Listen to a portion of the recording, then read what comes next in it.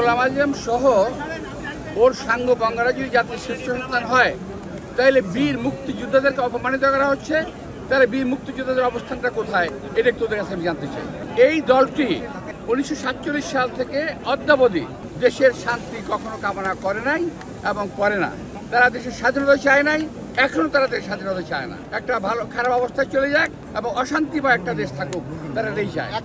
এই যে সব কিছুকে মাথায় নিয়ে আজকে এই বিজয় দিবস এবং সামনে নির্বাচনের প্রাক্কালে এই ধরনের বিজয় দিবস আমরা কখনো আগে পাইনি।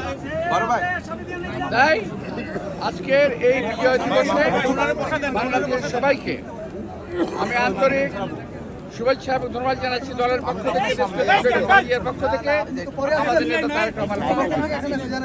সামনের যে দিনগুলো আসছে এই নির্বাচনে আমরা আশা করছি সরকার যথাযথভাবে জনগণের যারা আশা আকাঙ্ক্ষা প্রতিফলন করাবে সেরকম দলকে ভোট দিয়ে নির্বাচিত করবে।